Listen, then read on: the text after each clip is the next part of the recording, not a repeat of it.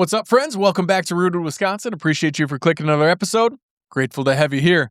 Really excited for today's episode with Dan Infalt, aka the Hunting Beast, Wisconsin whitetail hunting legend. We talk a lot about the X's and O's of hunting, and we also talk a lot about Dan's story. I learned something new about Dan. I didn't know about the DVDs that started his full-time career in hunting. I was introduced to Dan through his YouTube content. Awesome, informative stuff that helps everyday hunters in a really authentic and genuine way. And you'll find that in the conversation today. The same Dan that sat in the chair is the same Dan on YouTube and the same one that's been harvesting monster whitetails in Wisconsin for a long, long time. Enjoy the conversation, and I'm looking forward to hopefully by the time this drops, have attended one of Dan's workshops. Really excited about that. As always, big shout out to our sponsors, Carouser, non-alcoholic beverages delivered right to your door. Check out their website to check out all the great flavors and maybe reduce or limit alcohol in your life. Epic Mortgage, people-centric mortgage services. They're all about the human element of buying a house. It's one of the biggest milestones in life, right? Let someone who knows the process help you through it. And Genuine Lynn, one-of-a-kind custom trinkets and also custom apparel that she does an awesome job with. These cool, you can set up an online shop through Lynn's website and have on-demand custom apparel as opposed to ordering 1,000 t-shirts when you only need 20 right now. If you dig what we do, please check out our sponsors, and let's get into it. Dan Infalt. As the years have passed, so have the ways. We've tried to lift our neighbors. Where did the love go? Where did the talk end? We need some help to make this better again.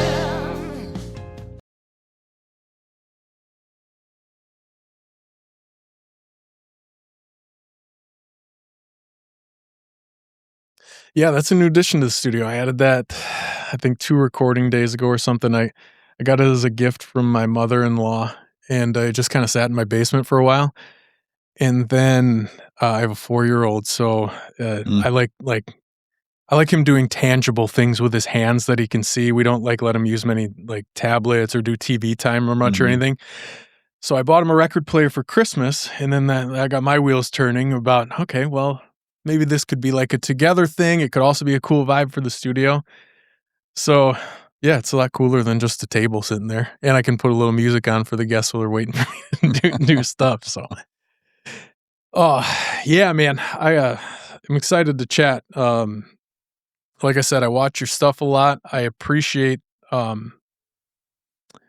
only the message that you have and all the knowledge, man. Obviously that stuff is all good, but I think what immediately drew me in was just your authenticity in doing it. I can just tell, it screams from you how much you enjoy it. And I've been an outdoorsman for a long time, and I'm kind of a person where I hunt. I've been hunting with my dad since I was young, and I'm just now becoming a proficient hunter in my life. It took me a long time to get there because the environment that I grew up hunting in, you walk to the same stand, you hunt it from the middle of October through the end of November, and you just think it's luck that a big buck is going to walk by. And as I've developed as a hunter, and now that I'm getting more proficient at killing mature bucks and seeing mature bucks, someone with your knowledge base and not only having it, but being willing to share it is so valuable. And that's what called me. And I could just from the day one that I remember the first video I saw of yours, I was like, this dude loves hunting more than anybody I've ever seen. And having those two things, that's a really rare combination. There's a lot of folks that are really great hunters that zip their lips and don't say a word about it. And there's also a lot of people that say they're really good hunters and they walk to the same stand 40 times in the same season. So I guess my kind of where I thought we could start is like some of your videos are from a long time ago. Yeah. You started documenting hunting before many people were documenting hunting. Correct. Yeah. How did you decide to do that? Well, I think there was a point where like, you know, if you take a look back into where I came from, you know, I grew up, I'm 59 years old. So I grew up at a time, not a lot of money. Deer hunting was not what it is now. You know, like I lived in southern Wisconsin. Everybody drove up north to hunt. Now it's the opposite, Mm-hmm. you know. But it wasn't easy to get deer and big deer, especially, you know, and I kind of strived to kill deer, you know, and to get deer. And what really set me apart from everybody else is everybody had mentors in you're of an age you can remember everybody hunted back then. It was just rooted into our tradition. Yep. And it was the deer didn't grow to old age. If you got a 2-year-old 8-pointer, it was a big deal. Mm-hmm. And our you know, you go to school and your teacher would be like, "You got an 8-pointer." Everybody, Dan got an 8-pointer. Now they shun the kids for killing an 8-pointer. Yeah. Which is wild. Right, it is wild. It's a whole different world. But the main thing that drew me or made me better, let's say, right, I think, was that I didn't have a mentor. My dad didn't hunt. He shot like 2 deer in his life. He worked 2 jobs to have our family outside of the city to get us into the country. So he, you know, there was not a lot of money. I mean, I remember as a kid, I thought it was normal to have dinner and eat like cucumber sandwiches or tomato sandwiches and stuff, but really that was depression food, you know. Mm-hmm. I was just talking to my kid about that yesterday, talking about how I grew up, and he was like having a hard time believing that we did that, but he knew a little of it from my mom when she was alive. But with no mentor, I didn't have anybody to teach me the bad habits. Mm-hmm. And back in those days, most people taught to always stay in the same spot until a deer came by. Never go near bedding areas. Not do any of that. And you know, people would tell me that stuff, but they're not your dad. They're not your, you know, your mentor. Mm-hmm. And just going out on my own and hunting in the backyard, you know, going out into the fields, you know, in the farms and stuff, and hunting is what taught me what I know. And any good hunter you ever meet that's really good at hunting, the main ingredient they have is want. They want it so bad that they'll figure it out, you know. And that's what I had as a kid. I just wanted it so bad. I wanted to, you know, get big bucks and, you know, that kind of thing. So it drove me into that, you know. Mm-hmm. I think I wandered off your question a little bit. No, it's perfect because I think that with the, you know, talking about the access to mentors that will share knowledge to actually make it happen, it's few and far between. So I think that's probably a commonality. Like very proficient hunters, they either found one person that was willing to share some secrets with them from that generation, I'm saying, or they figured it out themselves. And finally, you're on your 5th day of sitting in the same tree. It's probably a guy gets bored saying, looking at the same trees. Yeah. And you're saying, okay, I know there's probably a big buck over there that I've been trying not to disturb. Let's see if I can get a little closer, a little closer. It's funny you bring that up. I was talking with my dad recently, and he was telling me a story that I forgot about that he told me when I was a kid about how he was one of 5 kids. Similar situation, and he was talking about how they didn't have indoor plumbing until his 2 oldest sisters were out of high school, and they lived in a 2-bedroom house. That's how they grew up, and that just brought me to that moment. Kind of off topic, but yeah, it's and that's what I think.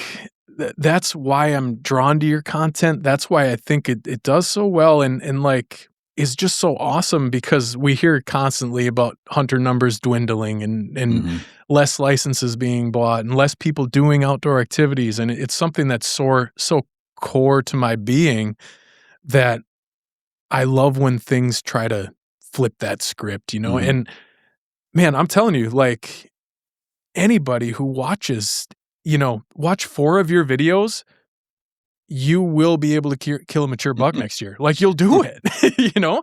And that's all. And then of course there's all the great stuff like, you know, ripping on Ricky walking through the woods and stuff like that. That was going to be my opening joke today, but I forgot I was going to tell you thanks for taking some time away from ripping on Ricky. But like, that is a tremendous value because I think, you know, like anything in life, if it doesn't go well right away, people can be more apt to quit. There's less mentors, less people of the adult age that are getting youth into hunting, and then less people overall. Yeah. So I just love it, man. You know, from my perspective, as you grow in the hunting realm, if you're trying to be somebody in hunting, which a lot of people are now. Yeah. You see all these podcasts popping up, all these shows, all these YouTube channels. They didn't have that in the past. In the past, you had to have $250,000 to get on a show, you know, on TV. Now anybody can be in hunting. But as you see them grow, that, you know, there's I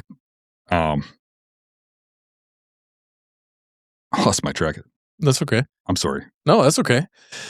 But I mean, you do get to see develop people. Well, you just had a cool collaboration with like 5 different people, like the hunting public and stuff. You did a hunt down south. That was a really cool video. Yeah, that was a great hunt. But that's another example. Like they started from grassroots just for a passion about something and they kept going. But you bring up something I was going to ask you about today.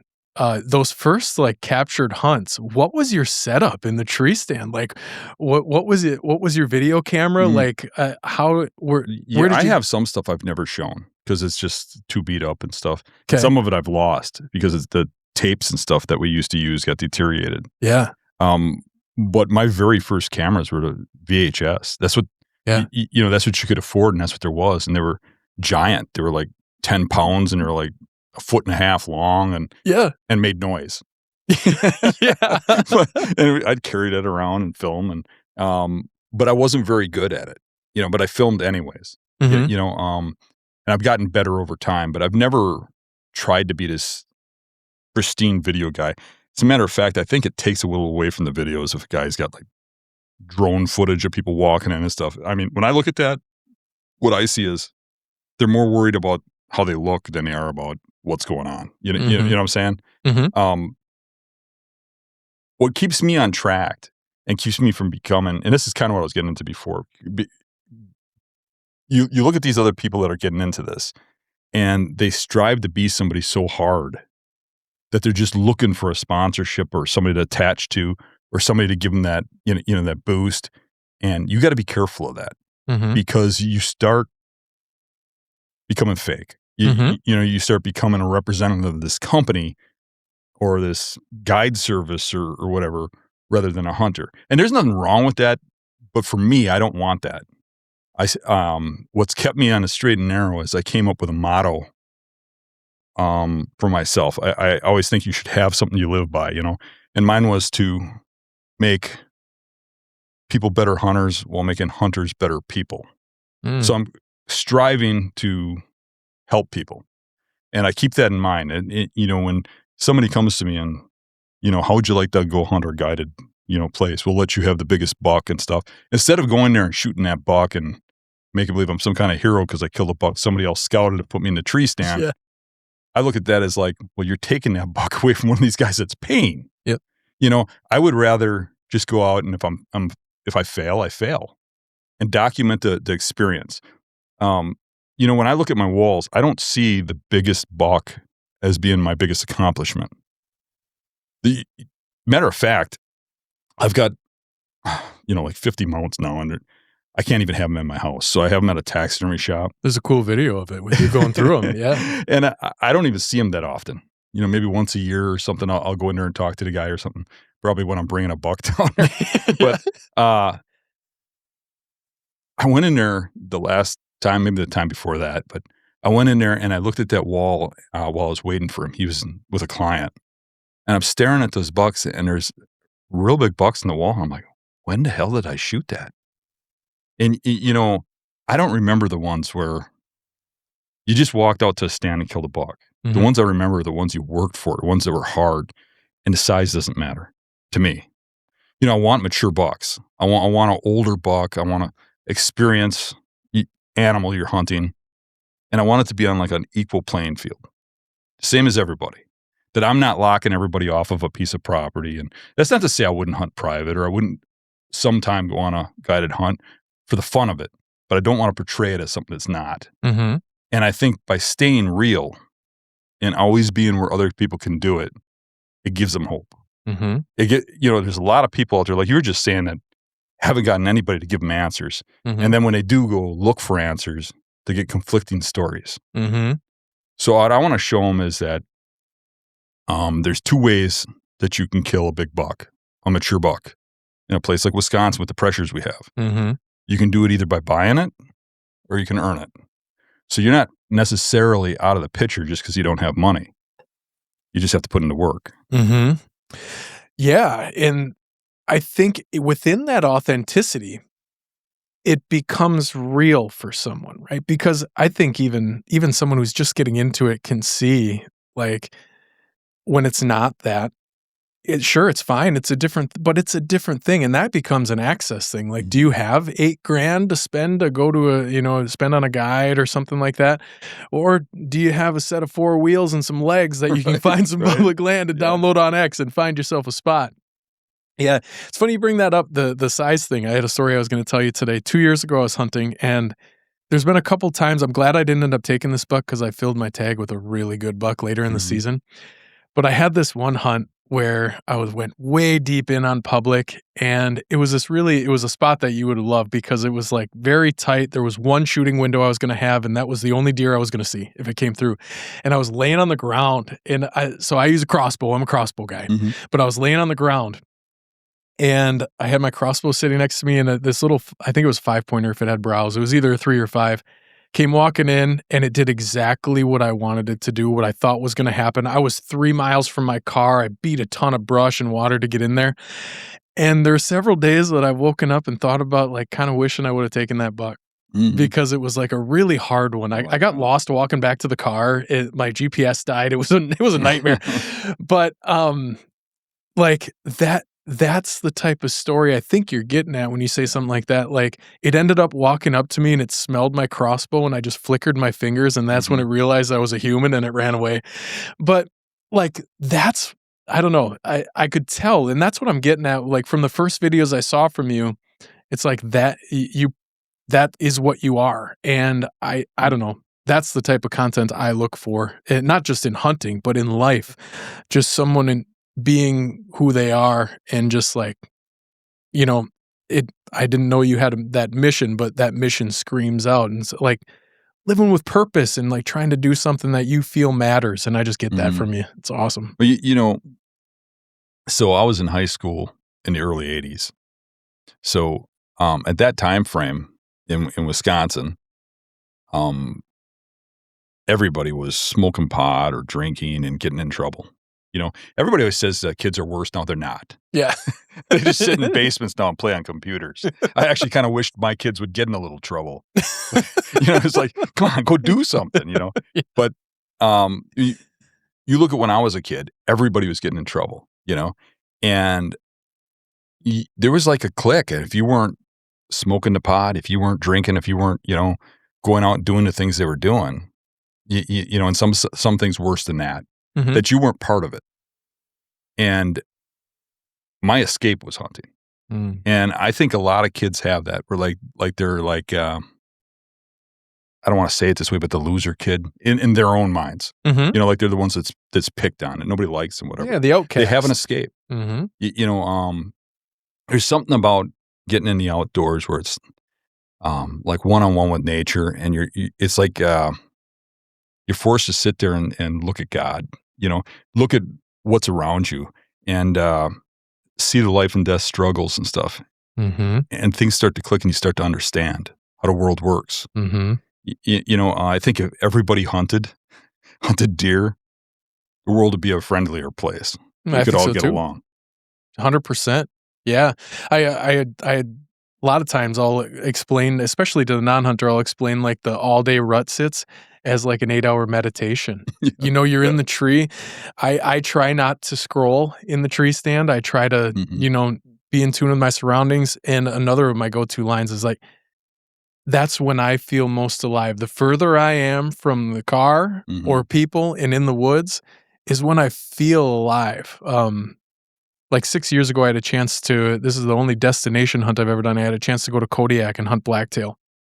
And like, there was nothing like standing at, 2,000 feet of elevation after being dropped off on a float plane at sea level and knowing I was going to be there for 10 days. Yeah. There's nothing like it.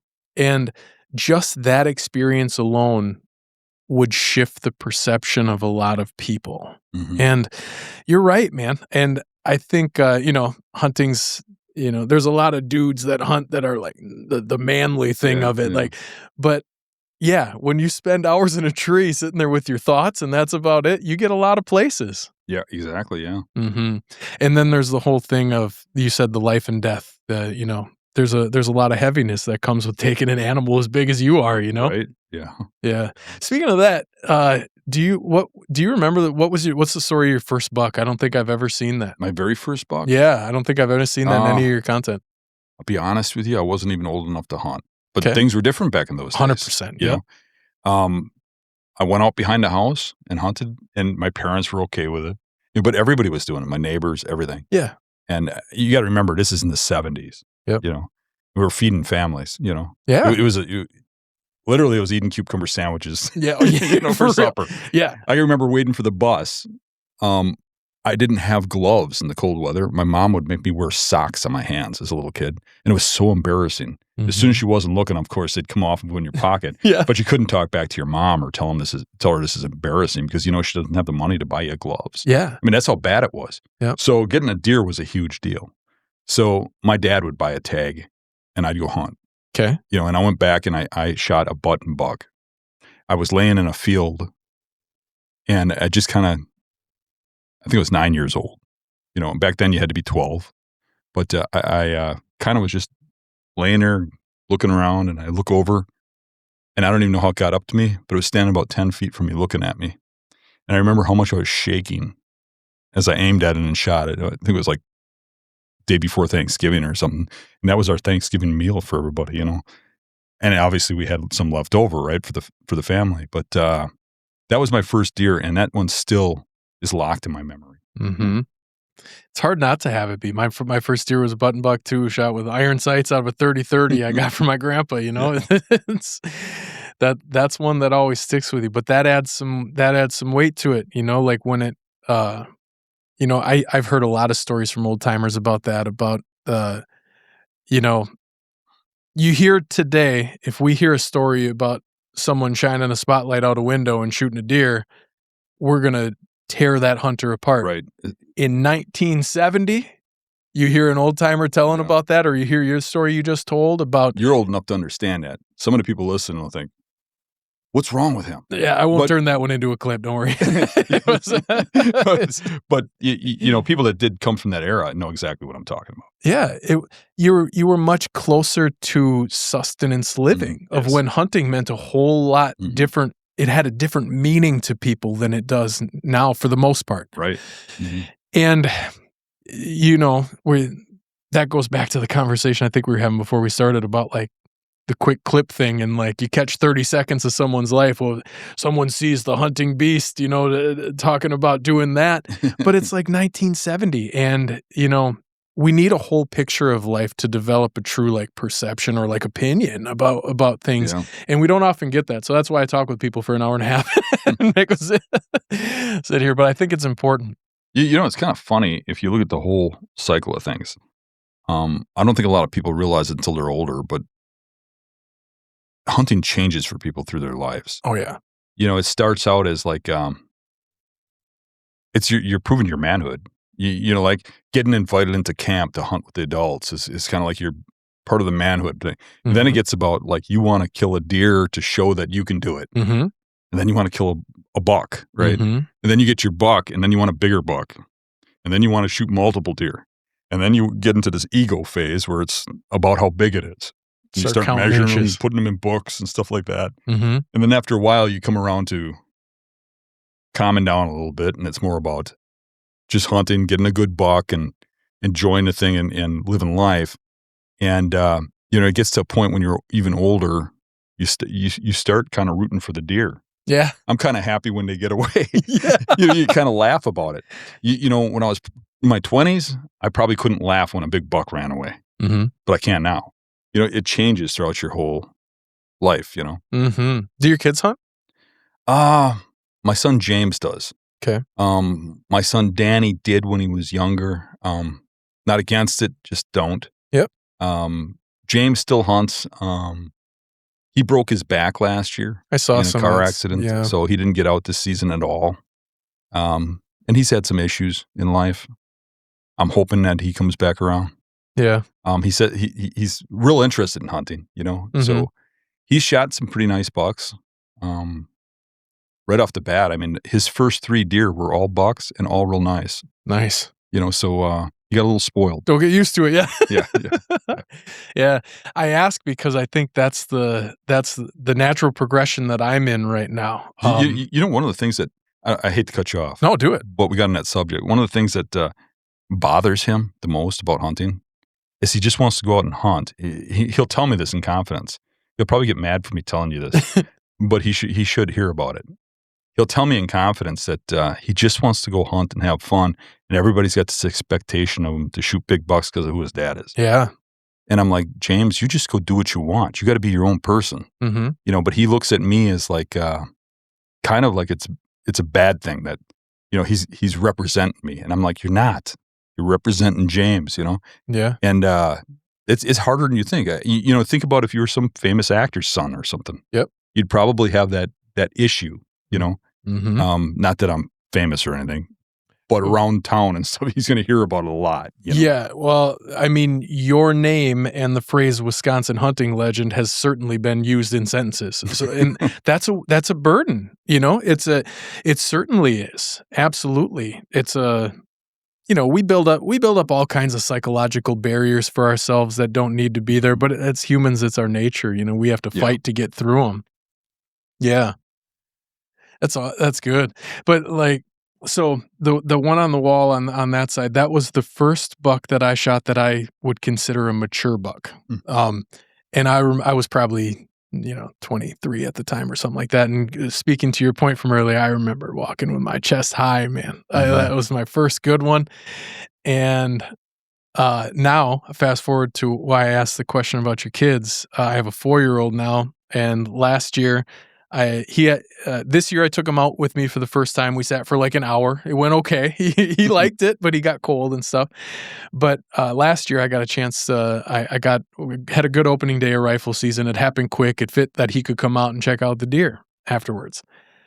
And just that experience shifted my motivation and like my intention for hunting, as you're talking about how you go through seasons of life hunting different things. After seeing that, if he ends up being interested in hunting, I will not care if I ever shoot another deer again. It'll be supporting him, and you know, you want to go to this piece of land, you go to the best spot, I'll find a different spot. Maybe I'll shoot one, maybe I won't. Right. It's to the point where, but that 24-year-old that shot that one was real proud of having that, and it was ready for the next one and the next one and the next one.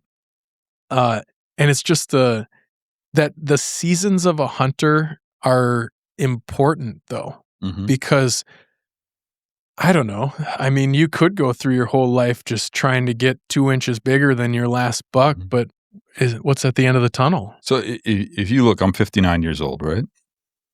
So I've been hunting for 50 years. It's really not that long. That's 50 seasons. Yeah. And we changed this much over 50 seasons. Yeah. You know, it's kind of amazing when you look back. And how about the external life lessons you get that aren't even hunting related that come with it? Right? Yeah, exactly. Or the camaraderie. Yeah.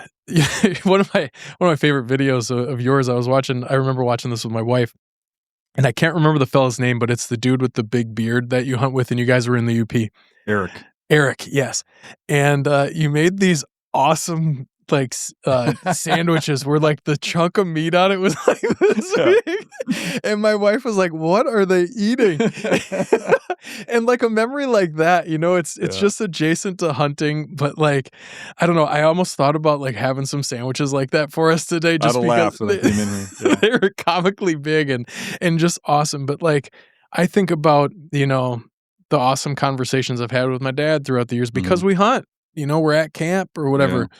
Or just talking more of the outdoors lens. One of my best friends grew up in a family that wasn't an outdoor family, and it was actually down by Milwaukee. I used to live somewhat close, and I brought him, like I taught him how to fish, and now like he told me a couple summers ago that he was showing his kids how to fish, and like, man, you hear something like that, it's not about catching, a 30-inch walleye or, a 5-pound largemouth. It's about like that thing that you share that comes with hunting and all the lessons that come with it about persistence and, motivation and doing what others won't and all that stuff, Yeah, exactly. Yeah. So there's a bunch of different directions we could go today. I'm going to try not to allow myself to continue to go in the weeds of like picking at your hunting knowledge because that's what you do, and we're about sharing the story of the person. But one thing that might kind of toe that line is you do these cool like guided experiences where you'll take a bunch of guys out into the workshops, woods. Yeah, and you'll scout the land with them and show it. How did those start? And what do you see develop out of those? Because I bet it's more than hunting too sometimes. Yeah, I think it's more for the person that comes. I mean, I do get some things out of that. I meet some and experience some very unique people. You wouldn't believe the type of people that show up because you get this stereotype, kind of like you do in anything in life, of what that type of person is, right? But I've had people from every race. I mean, every gender, from all over the country show up. People you wouldn't expect. And it's always fun to hear their stories and see their journey and hear about what they're struggling about. Because we get really into depth about them personally and stuff in these groups, to how they can advance, But we take them and we actually go on public land where I've been very successful, and we go to spots where I've shot the videos that you've watched, and look at where the actual buck they watched on video got killed, and how it lived, and where it went there, and how I figured out where to hunt, and how close I was. You really can't see that perception on video. A lot of times I'm 50, 75 yards for these deer are bedded because they don't move as far as people think in daylight, not when they're 6, 7 years old. But it's a real good experience for the people that do come. One of the strangest ones, I guess, was I had a guy contact me, and he said he wanted to come on a workshop, and he said, but he was scared to come. And so I asked him to call me.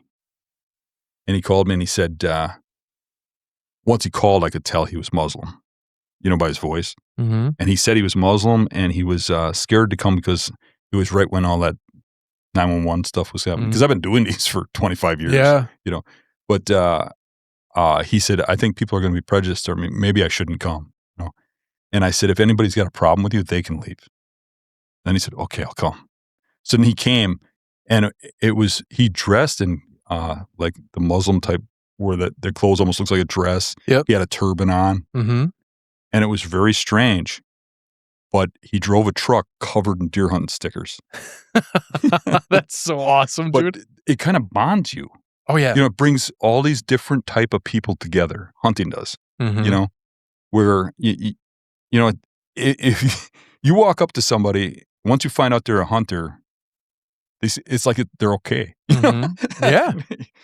We search for commonality as people. Yeah. Well, that's kind of funny you bring that up. You asked me like what Rooted Wisconsin was all about when you came in today. Doing 3 episodes today. One was the owner of like a health type restaurant where it's all about like eating good whole food. Second person was a musician. Third person was you. But there's going to be connection in every conversation. Yeah, I got that connection. I eat real good. I make those sandwiches that are really good. The sandwiches. Absolutely. There is certainly something to be said about eating wild game. And wellness benefits of it. But that's a fascinating story. Did he tell you how he started hunting in the first place? How he ended up with a truck full of he didn't. He didn't. We didn't get into that because he was a little shy to talk. I So bet. I didn't want to push him. But he was a great guy, and we're still friends. I mean, he calls me all the time. He keeps trying to get me to go down to Missouri and hunt and scout with him. People have been going to Missouri to hunt. I've talked with seemingly in the last 2 years, I've talked with several people who either bought a place in Missouri or go to Missouri to hunt. I don't know why. I do almost all of my hunting in Wisconsin. But they must be thriving in some way. That's such a cool story though. And I think that's some of what we were speaking of earlier. Not only do you get lost in the outdoors and find yourself, but you can find your people. Yeah. Last year I had a guy come from India. He moved from India to Canada because he always wanted to be a hunter. And India wouldn't let him hunt. So he saved up and moved to Canada and became a Canadian resident. And then from Canada, when he got there, he didn't know what he was doing and had no friends. So he saw my workshop thing and flew to Wisconsin to come to the workshop to learn how to hunt. That is absolutely amazing. Yeah. His name was Dervish. Man. Yeah. End of that day, you just got to sit down and just reflect on, you got to say to yourself, I must be doing something right. Because that's so cool. That is so cool. It's amazing how many people you touch, over the years. Yeah. Well, especially with the size of the followership that you've grown. And I think that speaks to doing things the right way and just doing it in a way that, is true to you and makes sense. When you do that, people gravitate towards you. And then, of course, the wealth of knowledge is ridiculous, and that's a draw too. But it's more than that. It's, oh, now I lost my train of thought. Second time. Something you said in there though really sticks out to me. I know. I just said it 5 minutes ago that I wasn't going to get into the X's and O's, but I have to. I always wondered, you always talk about getting as close to bedding as possible. So you'll be 50, 75 yards from where you're relatively sure that is a bedding area. It depends on the terrain, but yes. That's amazing. So in swamps and marshes, I'll get, and sometimes in farmland, depending. Yeah. I'll get that close. But in hill country or big woods, you just can't get that close. Yeah. You're going to be back 200 yards. Yeah. But if you think of the wheels of the spokes of a wheel, if that deer's bedded where the hub is, he could go down any one of those trails. And the further away he gets, the further he's outside of your range or whatever, right? Well, now there ain't that many spokes coming out of a bedding area, but there might be 3 or 4 trails. But the closer you are, the less likely he's going to veer off and wander someplace else. Not only that, but they just don't move very far in daylight. Now, one day they might move 800 yards. And you can't use that as your example. If you get within that range, if he's there, he will move within 50, 75 yards in daylight. Yep. So you will get a chance. But if you're back further and he comes through after dark that day you're there, he's going to smell you were there and it's over. Deer will not tolerate human scent near a bedding area. It's kind of funny because where you leave your scent has a huge impact on how deer impact it. When you walk in on trails and stuff, I know you have, you see deer cross the trail and 10 people walk up that trail a day. Yep. You're he didn't even smell to see where the people were. Well, put that near his bedding area and he'll freak out when he smells you, right? And then he'll move to one of his other bedding areas. So you got one chance. So that one chance you got to make right. And most of the really big deer I've shot, I figured out in spring when they weren't even home because they're not bedding there at that time. Yep. Then I come back in fall, the right day, the right time, and get right in there and kill them. But you have to, when you look at those bedding areas, figure out the timing on exactly when is that deer, based on what you're seeing in spring, using that bedding area. Yeah. How does that work? How does that work in the marsh? When you're slopping through, your boot makes the walk, and then if it's not a breezy day, how do you get so close in wetland conditions? It's easier than you think.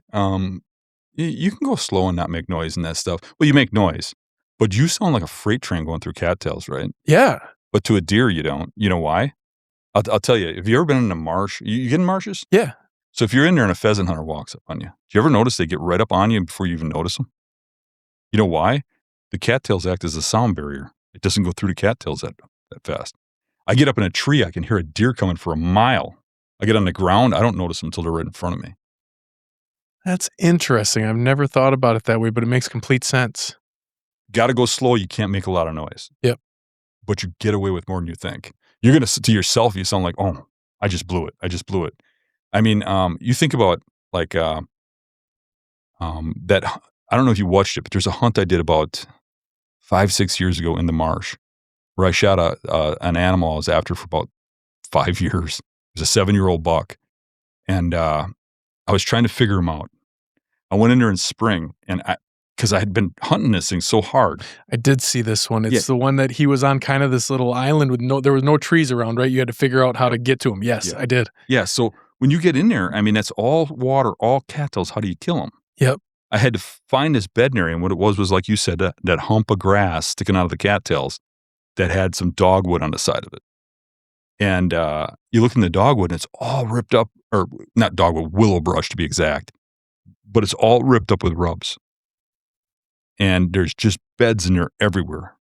And you know that this is where that buck lives, and those rubs are from a significant animal. There's not that many animals out there. So I'm saying he beds here. It's a matter of timing. When is he bedding there? Mm-hmm. Well, that willow brush loses its leaves in early October.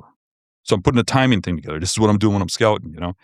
And there ain't no buck going to lay on that island in the bare open sun. They'd move into the cattails. Yep. So all those beds are being done when they have hard antlers because they're rubbing trees. Now, they might be there before that, but the buck that's doing this is bedding there when he has hard antlers and before those leaves drop. That's a pretty short window. That's like a month. Mm-hmm. So I know that month frame, all those beds were made that have those rubs in them. So I know what timing to be there.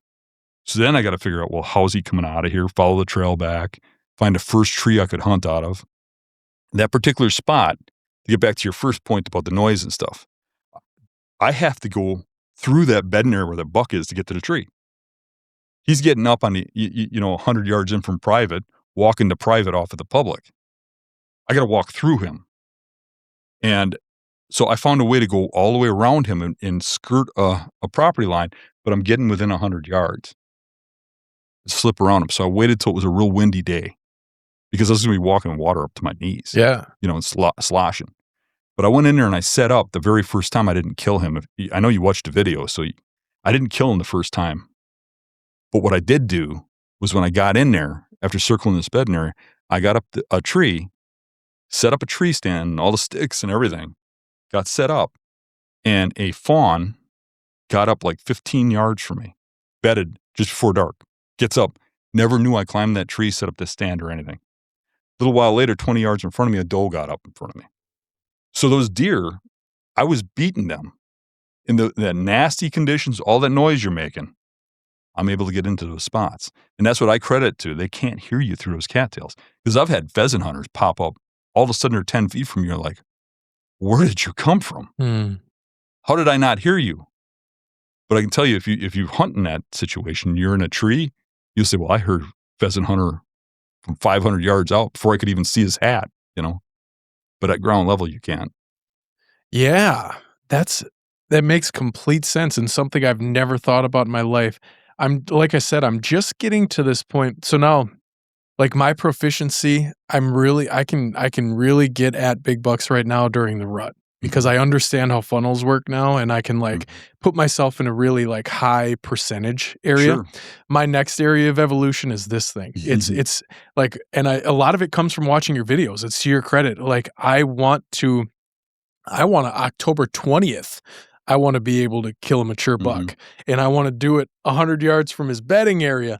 Whereas right now, I've developed a tactic that works, but I haven't spent a ton of time doing this. The story about me laying on the ground, that was still in a wooded area. It was just not a climbable wooded area, If you look at the deer I've killed, if you look at the number of bucks that are big, what people consider big bucks and shooters, I've killed more during rut, and I obviously have a lot more sightings during rut, right? But when you look at deer when they get to be 5 years old and older, I've killed way more in early season in September than in rut, and seen a lot more. I see a lot less deer. Yeah. I see a lot less if you include all the deer, like the nice deer. Yep. Like say shooters. I see a lot more shooters in rut. But when you're talking big mature bucks that are like 5 years old or older, that early season has been the ticket for me. And does that speak to having a little bit more consistency with where they're going to lay down and where they're going to be bedded and timing. exactly what they're going to do? Deer are kind of unpredictable about how they bed. Yeah. You can figure out these bedding areas and stuff, but if it was rocket science, I'd kill one every hunt, right? Right. Because of how much work I put into it. Yep. But I did like a study where I put, and I do studies every year, but I put trail cameras in all these bedding areas and then just didn't hunt them and watched the bedding areas, to see what happens all year where mature bucks bed. And I was real surprised to see how it worked. I did this a couple of years. There's a timing thing.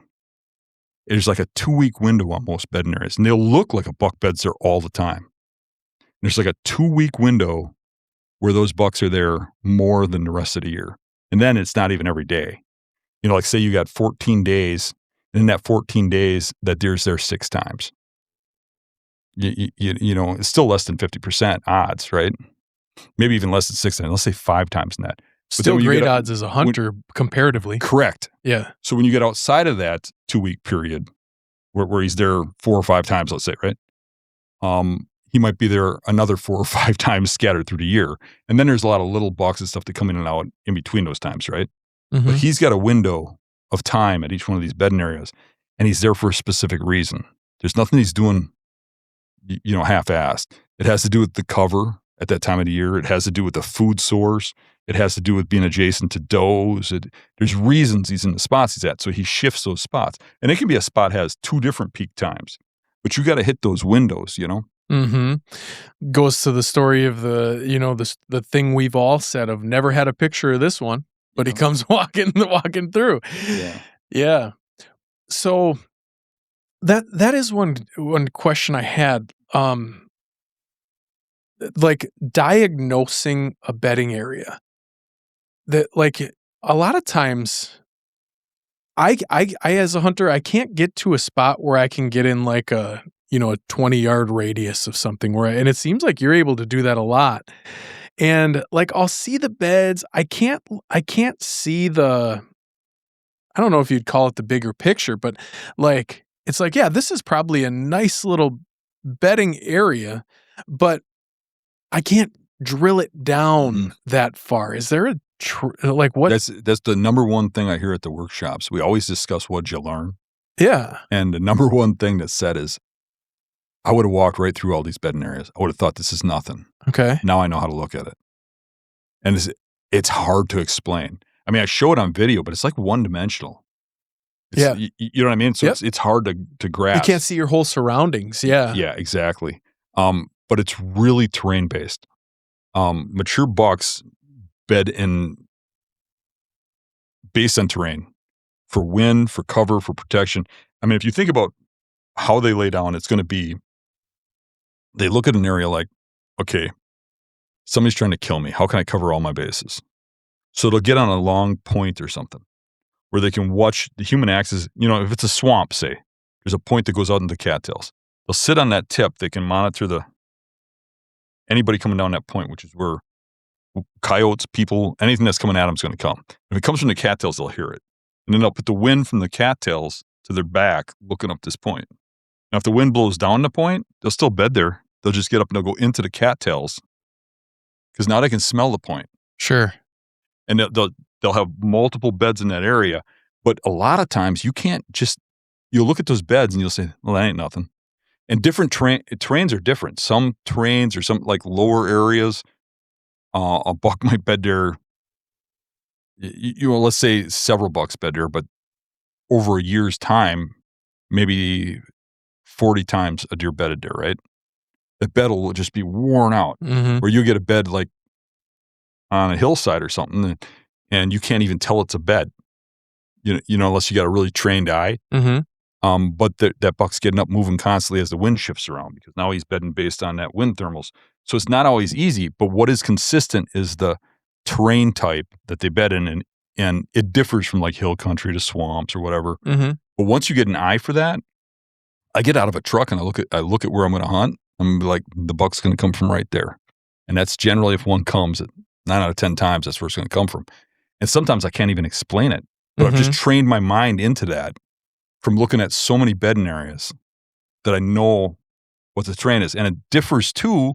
So I can't explain it and say this kind of point's going to have it. That's because, you know, like you go to, I travel all over the country, as you know. Yeah. You go down to Iowa and you'll find giant bucks in something that wouldn't hold a rabbit in Wisconsin. But the common theme is it's the best terrain they have that offers some cover, you know? So when you look at it like it's a trap and they're like a, like you almost think of them as like an army soldier and the other army is us trying to kill them. They're setting themselves up to see, smell, or hear you. And they're gonna use the terrain to funnel you, to give you away. You'll find some of the best buck beds overlooking the trails where people access properties. They'll watch real close to the parking lot where everybody comes in to see where they go. Like they want to know where the enemy is. You know, once you understand that and you start to look at the terrains, it's a repetitive thing, and you start to find those deer in those spots.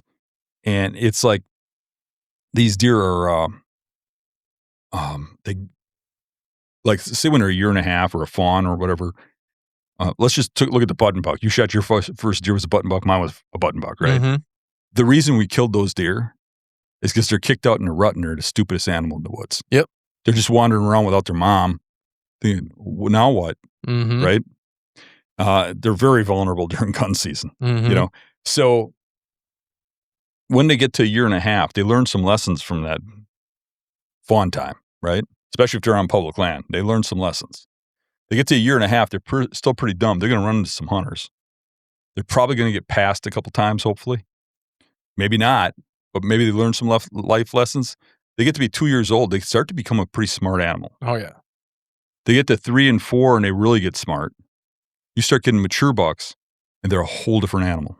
It's like the difference between hunting a rabbit versus a squirrel. Yeah. The small bucks and big bucks are two different things. And what they do is they learn from mistakes. They learn that when they're bedded, some coyote walked right up to them. Holy crap, where did this come from? And they start to get paranoid. They start to change. This is my opinion. Obviously, I'm not talking to the deer, but they're going to learn from their environment what they're doing wrong, and they get better and better at it. So when I look at it, like say I break down a 2,000 acre marsh, I might find 100 buck bedding areas that have ripped up rubs in the beds, right? But if I look close, what I'll find is a half dozen of those will be used by mature bucks, and they won't use the rest of them. The rest of them will just always have 2-year-olds. The older they get, the more picky they get about their beds and exactly where they lay.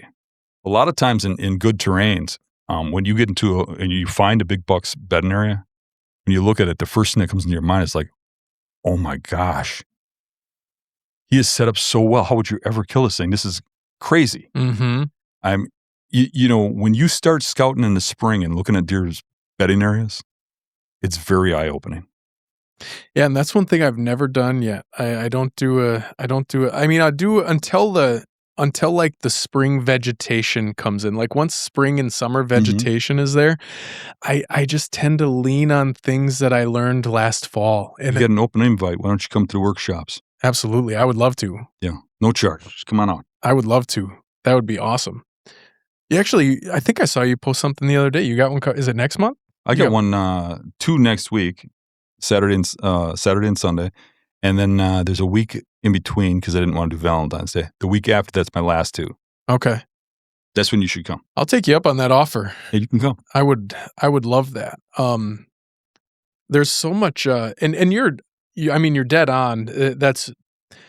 I love the analogy of, the old buck versus the young buck. That is completely 2 different animals. Like the 3 or 5 pointer that walked up and smelled my hand, that's not going to happen with a 5-year-old buck. Right.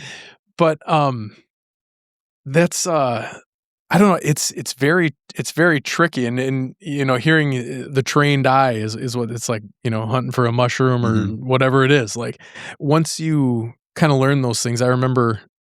Was this 2 years ago? I was doing some scouting, and I was walking on this place where I got this feel that when you get a feeling when you step into a place that you're like, okay, deer spend a lot of time here. Like you get one of those, and I had that feeling. And I never saw the deer, but, deer being a creature of edge, I was kinda walking in an area that was easier to walk, and there was a little hill that went down into this very thick, brushy stuff, and, like, 5 seconds before it happened, I was like, there's monsters in here, and I took 10 more steps, and I heard the heavy-footed clunk, clunk, clunk, run away, and that's just such a satisfying feeling when you start to make that connection in your mind because the 20-year-old Brad Hunter wasn't doing that. Like I didn't put those pieces together. I was looking at trails, and more than likely I was looking at big old doe trails, and I'm getting all pumped up that there's so many deer walking down, but they're all, does and year-and-a-half-old bucks. Right. But that's the trained eye. Yeah, I will definitely take you up on that, man, because you never, and I think it's one of the fun things about hunting too, is you never stop learning. Even I'm sure you come across every year something new or novel that you never would have thought of. I mean, one of the most recent ones big ones was was it 2 years ago? I shot that real big buck in southern Wisconsin in buckthorn swamps. Yeah. That one, I noticed a whole bunch of cars in that parking lot. There's never that many. There's always one or two. All of a sudden, there's like 6 or 8 every day. I'm like, something's going on. And I come to the realization it's a different world. Everybody's using trail cams now, and there's cell cams everywhere. Everywhere I go, there's cameras. So if there's something big, there's going to be a lot of trucks. Okay. So then it's not like I'm scamming somebody's spot or something, but you look at that and say, okay, what are they missing? Yeah. And that's what I did. I said, well, they're not getting out in that buckthorn. If there's something big here, that's where it's at. And I shot it the first day I hunted there. So badass. That's one thing I was going to ask you about today, because the properties that I go to, I'm kind of just trying to perfect a couple public spots that I have that I know that I can kind of get to somewhere where other people won't go, and like I have the terrain down. What for the common hunter, somebody who's maybe even thinking about just starting doing this in Wisconsin? I think something that, you talk with an outdoorsman and they talk about pressure on public land being a negative thing. 2-part question. What's the realism of that pressure right now? Like, is it truly like when you go to every piece of public land, you're probably going to run across hunters, sometimes a bunch of them? And 2, I already know your answer to this, but I want everybody to know the answer to this. What is that always a negative when that parking lot is full of trucks? So the negative in a lot of hunters is that if they kill everything, there's nothing there to kill, or if they push the stuff off the land, right? Mm-hmm. But they don't always do that. Hunters have a way of thinking and a way of accessing property, and a lot of guys just go to the same trees over and over again. Mm-hmm. So if you look at a property, figure out where they're not going. For instance, the area where we go do the workshop at, I do that spot because I've killed a lot of bucks in there, and it's laid out in a way that teaches well. Mm-hmm. But I've shot a lot of big bucks in there, and I'll tell you what, you go in there and rut, and there's usually about 25 cars in that parking lot, 25 trucks, and there's probably more than one person per truck. I mean, an axis is a very large area, mm-hmm. and I've killed, I'd probably say 7 or 8 bucks bigger than Pope and Young out of that parking lot. Nice. So numbers of people isn't necessarily a bad thing. Deer have to have a place to hide, and they have to grow up. The one thing I look for in Wisconsin has a lot of pressure. The one thing I look for is water. Unless you're in hill country, like in western Wisconsin, then it's a different ballgame. Mm-hmm. But if you're in this area, northern Wisconsin, southeastern Wisconsin, you're looking for water that has cover in it, because people just don't go in there. They don't penetrate it. And generally there isn't huntable trees and that stuff. I make them huntable trees. You know, I've pulled 3 bushes together with straps to make them sturdy enough to hold my stand so I can get elevated enough to shoot. Sure. But you got to get into those areas where those deer live. And when you look at a public property, the first thing I do is like, I'll study maps of an area and I'll pick out properties based on the features I see on the map. Then I'll do a drive around and look at the properties. I'm looking for stuff where I look at it and I say, you know, you couldn't take 30 guys that get together and do a drive and push this land and kill a deer in there. Okay. You could kill deer, but there's going to be deer that can get around you. It's impossible to kill all the deer in there. You know, those are the types of properties I'm looking at. Then I'll dive in and I'll look for sign. And for me, I want to find some rubs that are, you know, waist high or higher in the center. And then I know there's a big buck that lives there, or there's been big bucks that live there. Hopefully you find multiple rubs like that. And if I take the best land features, I'm like, okay, there should be bedding here and there should be bedding here. And I go to those 2 features and that sign isn't there, I'm not looking at the rest of the property. You're back in the truck and you're heading out. Yep. Okay. I don't want to waste my time. I'm going to another property and I'm finding those features. And then when I find those features, then I'll concentrate on that property. Then I'll break that whole property down and I'll figure out where all the bucks bed on there. And then I'll have setups in mind for each one of those bedding areas. And then that next fall, I'll go back and I'll go in there for a hunt or 2 and see if the sign's there. Because sometimes it's deer get killed, you know, and they're not there the next year. But I'll see the sign and do a hunt. And if I don't see what I like, I'll move on to another property try. I might come back and revisit that. But if I go in there and it's got the sign and I don't kill them, then I'll start hunting that area down. Or if I see the deer, or if I get a trail cam picture of the deer or something, then I'll take that swamp and I'll say, okay, I know where all the bedding areas are. This is what's going on now. The acorns are dropping over here. I'll check the bedding by the acorns. I'll hit those beds when the wind's right. You know, then I'll go over and I'll check this and I'll check that, you know, and I'll just hunt that whole area down until I either kill them or run out of spots. Yeah. That's the rub thing, by the way, is something I had never heard until I started watching your stuff. I never concentrated on how high or low the rub was on the tree. I would look at my focus would, you know, a lot of sign. It's hard to tell. Like it's very tough. But my focus would always be like, if wherever the main part of the rub is, if I could find some little pieces of the rub that were outside of that, that's what I would look for. Never even thought about, okay, yeah, obviously a bigger deer is going to be taller.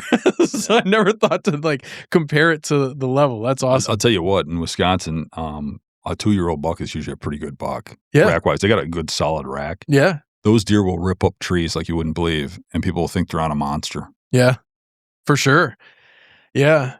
That's we're kind of we're a little bit spoiled in that realm, aren't we? It's awesome to be able to see a 2-year-old buck could be a pretty good buck, but that's very true. Like I do hunt. I have some private that I hunt a lot, and like that it's surrounded by farmland. Adjacent is like 200 acres of swamp that is single owner, and then the private. So it's like, you know, a 2-year-old buck there could hypothetically walk 50 yards into the corn every single day and walk back to the bed and just grow into a giant without having any pressure in life. It's a good problem to have. Right. Yeah. Yeah. The kind of the property you were talking, or like the concept you were talking about earlier is one of the public places that I go to a lot. Very heavily pressured. I find stands all the time, but it's amazing what'll stop people from walking through. In this particular piece of property, there's these beautiful, you park by these beautiful oak ridges. It's all oaks, hardwoods. And there are so many stands in there. It's crazy. And then depending on the route you take, you have to cross between maybe like 200 to, at the thicker parts, maybe like 500 yards of like swampy, cattaily, you know, small alder tree brush type stuff. And on the opposite side of that, there's a bunch of these beautiful like little oak knobs that are higher than the other places around.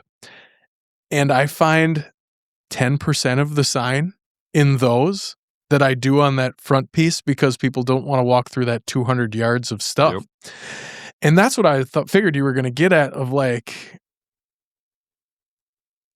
oftentimes it's just a little next step. Like just do a little bit more than the other guy. You don't have to walk to the back of the 2,000 acres all the time. Sometimes you do, but what I'm trying to develop is this skill or ability to realize what gets in other hunters' way, actually, as opposed to like trying to find the deer, because I think I can do that now.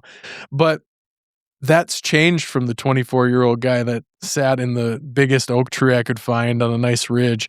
Like, it's just trying to find out in those instances where if there's 3 other cars there, where are those 3 guys compared to where I'm going to go?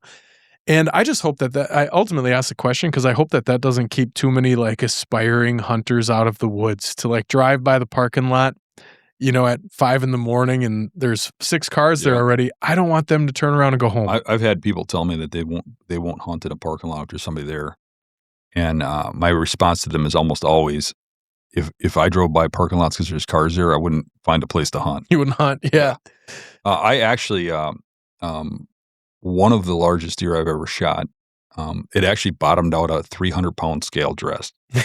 That deer, I could have hit my truck with a rock, and that's the parking lot that has 25 trucks in it all the time. Yeah. I was so close to the parking lot because that thing lived right next to the parking lot because nobody looked at that. Everybody would go and follow this long axis back into the woods. And I think people generally hunt the middle ground. Sure. They feel like an idiot next to the road. Yep. And the middle ground, they feel like they're getting back a little ways. They find some sign. They try to look for the terrain that their mind has been taught deer should live in. Most people think woods. I think deer don't live in the woods. They live in like the thick cover, the brush, the edge stuff, right? Yeah. But they'll go look in those woods and stuff, and they'll try to find sign. And they find a big rub. They put a stand over it. That's notorious. You go through the middle of the woods, and there's some huge rub. You look, where's the stand? Yeah. But the far stuff, I'm starting to find a lot of pressure in. There's a lot of people getting more skilled at getting back. Okay. I used to be able to canoe back and kayak to stuff and wade through rivers, and I'm finding sign everywhere I go. And I think the main thing that's giving people that confidence, well, there's 2 things. One of them is Onyx. Yep. Onyx has been probably the biggest game changer for everybody in the country. 100%. The other thing is, that gives them the confidence to get back there. But the other thing is trail cameras. People eventually wander back there or like scouting or whatever, but they won't go back there for a hunt. But when they drop a camera there and they start getting pictures, then it changes their mind. Sure. So I'm starting to see a lot of the deep people, but no matter how much you preach about it, you don't see many people by the road. You just don't. Yeah. I actually just found a great spot recently. I'm picturing it in my mind as you're talking about it. It's 300 yards from the car. It's directly off the access trail. Yep. But everybody goes right. And then one day I was like, I wonder what's left. And I went left. And I found this awesome rub line. And it's funny because the bedding is actually closer to the road that you come in on than the direction that everyone's going. So it's like it's one of those spots where it's like, I think they're, bedding very close to the road. And then they let everybody walk in, they watch them do it, stay out. And then I think they just they can navigate getting to the food that I don't think many people hunt because it's very open and it wouldn't be effective hunting. But I think they do it after dark. But I'm pretty sure I found a spot I can get them at 4:30 on their way there. So I guess, I think you kind of answered this already, but it sounds like, overall public in Wisconsin is pretty heavily pressured, would you say? Yes, it is. Yep. Yeah. And it seems like it's more pressured at more times too now. So like it used to be, nobody came out till rut, or at least into October. Now you see opening day, there's 20 trucks in a parking lot. People realize that opening day is good. That didn't used to be the case. But if you look at recent state records and stuff, the recent biggest bucks that have popped up, they're coming from opening weekends.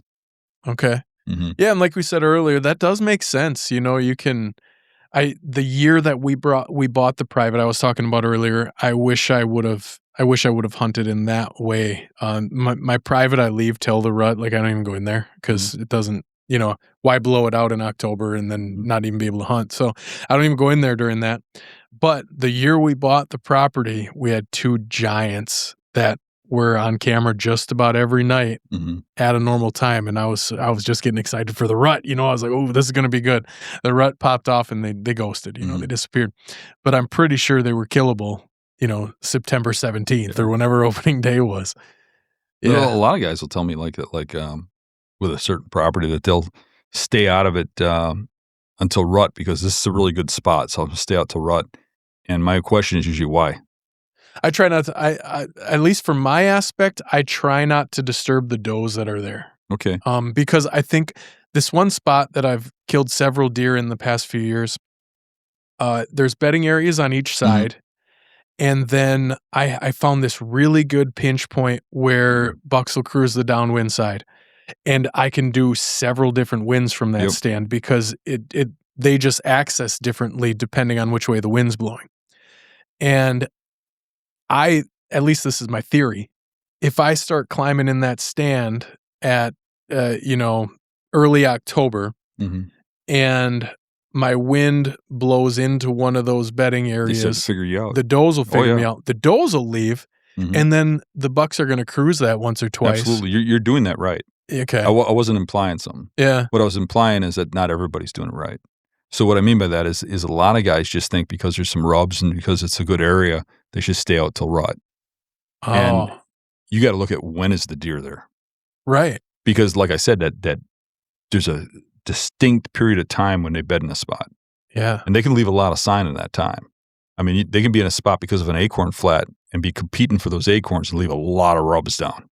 And the guy will look at that and go, I ain't going in there till rut. Rut, there's no deer there. In a lot of spots in Wisconsin, all the acorns will be eaten. Especially if it's swampy lowland, there's limited acorns. Yep. So I wouldn't let that dispel somebody from hunting a spot. What you said was you're between two doe bedding areas and stuff. Oh, right there, I'm out till rut. Yeah. Yeah. Yeah. And that's this type of stuff, man. Like I think about all the time I spent in the woods to even get to that point, to even know that or understand it. And I just think about all the time I spent hanging in trees where I had no shot. I had no shot of getting anything but a 5-pointer. I can't even sit in a tree if I don't believe I'm going to kill a big buck. I literally go out in every setup. I think I'm going to kill this buck tonight. Yeah. And if I didn't believe that, I'd go home. Yeah. And when I fail, I get up the next morning and go out and believe that. And that's why I'm successful, because I can do that 20 times in a row without it affecting me. Some people, their morals are, I shouldn't say morals, but their self-being is just destroyed if they don't see a deer in 20 days. Yeah. And that's another thing is a lot of guys got to see deer. Yep. So when they're not seeing deer, they start gravitating back to food sources. They start gravitating back to funnels and stuff like that. And they'll see deer. But then they're hunting deer, not big bucks. They're two different animals. 100%. Yeah. I just had a question in there about that. What do you think? Because I run into that too. And I don't know if it's the general impatience of society but what do you think, like the accessibility and the amount of like hunting footage has to do with that? People that don't do it like you, but people that they do 20-minute episodes, and every episode is when they kill a big buck. Do you think that's had anything to do with that, of people just like expecting it when it's really so incredibly hard to do? I think that actually has kind of the opposite. I think it makes a guy think, what am I doing wrong? Okay. Interesting. But when you see those hunts, you got to realize those guys are hunting on pristine managed land. Right. And another thing, I think that gets people to hunt like field edges and stuff. Yeah. Where you really don't in season see very many mature bucks on field edges. You can do it. There's cases where I'll hunt like that, but not many. Most of the time I'm in right where they'll move in daylight, and that's it. And a buck we talked about lessons growing those deer and how they bed, how they act when they move based on lessons. Most of the mature bucks I've shot on public land, you can find projectile holes in them. You can find wounds in them. They got a little bit of a limp. Most of them. You're pulling broadheads out of the shoulders. Yeah. When they get to be, not most of the deer I shoot, but when you shoot one of those mature older ones that I'm hunting for years, when they start to get in that 5, 6, 7 years old, even some of the 4-year-olds. I mean, I've seen broadhead holes. A couple of my mounts have broadhead holes through the ears. Through the ears. Nice. Two of them do. Really? Yeah. One of them has a wound in its neck. I've pulled broadheads out. I shot a buck one time. I hit it in the leg, and I ended up having to track it along with. I was tracking it, and I hit it bad. I ended up tracking it for 2 days. Just sparse snow. And when I finally caught up to it, I don't know what it was doing or why, but it ran right at me. I don't know if it didn't know where I was or if it just, its last hurrah. I have no idea. But it was gun season. I picked up the gun and I shot it right here, right in the middle of the neck there in the white patch. And it skidded to a halt in front of me. And I was shocked. It was a 30-30 that there was no bullet hole in the back of the neck. And when we butchered it, the bullet, just by chance, hit dead center in the middle of a broadhead, which was a bodkin from like one of those ones that they use on wooden arrows. Okay. It hit the center of that broadhead, bent the broadhead and pushed it into the spine and broke its spine. But that broadhead was grown into its neck, you know. But I find broadheads, stuff like that in those deer all the time. So now you get in that private land, that managed land that you're watching these videos with you know, one of these higher end people like Drury's or something. Not knocking him. He's got it great. We'd all like to have what he has. Yeah. But you watch those videos, that's not reality. Those deer have never seen that. They've never been shot. They've been watched their whole life. And when they run into a hunter, it's a good experience. It's not a bad experience. Yeah. I've hunted managed lands. I've been on managed lands. And you have 3-year-old deer walk out and look at you in the tree and go back to feeding. You will not have that on public in Wisconsin. I guarantee it. Yeah. You know? Yeah. Yeah, I saw one of those recently. It was a cool video. It was a guy's daughter, and the guy had one of these. He had, you know, several hundred acres of pristinely managed land. Walked out, and you could tell like they were confident that they were going to shoot good deer that day, and it was gun season. And I was really impressed that they said it in the episode. The guy said that area, like he had a tower blind there and everything, that area hadn't been accessed by foot in over a year. Like no one had stepped in it. It was this beautiful, lush food plot with thick brush around it. And to have the ability to let that sit for over a year until your daughter was going to come and hunt it. You're right. We all would like that because it turns it into, you know, we're talking a lot about the science of deer hunting. That turns it a little bit more into the experience of deer hunting of that kind because, like, I don't know, it's still not fish in a barrel, but you're right. Like, how many times in the daylight have a Wisconsin hunter in any type of pressured property seen a good buck in the middle of the field in the day? It happens, but it's not a lot. Very rarely. Yeah. And generally it's, you know, November 9th and they've got a really specific reason they're standing out in that thing. Oh man. You must put a lot of miles on your vehicle, huh? Yeah. I actually, I just went out to that Legends hunt. That's the last one I did out in Massachusetts. I got an oil change before I went, and I put $6,000 on an oil change because I do the synthetic. So do I, yeah. I got home, I needed an oil change. I was only out there for 4 days. One of those ones you were up in the UP, you two had a spot that was pretty good, if I remember right. And then I can't remember if the snow melted or something. Something happened. And then you ended up just like, okay, we're going to go check out another spot. And then in the video, you were like, yeah, this was 2 hours away. We'll be lucky enough to make it back in time to hunt the afternoon. Right. That might have been the same one where you ate the sandwiches, actually, now that I'm thinking of it. But man, there's I do that all the time. I love hopping around. Yeah. I love, you know, for me, a lot of these travel trips are about experiencing the areas. You know, as a YouTuber, if you want to call me that. Oh, you certainly are. Who travels and hunts. The best way to have success with people watching your videos is to go to places that have high percentages of success.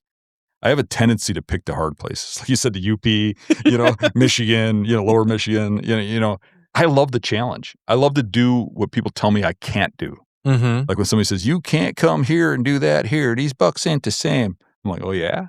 I got that little piece in me, you know? Yeah.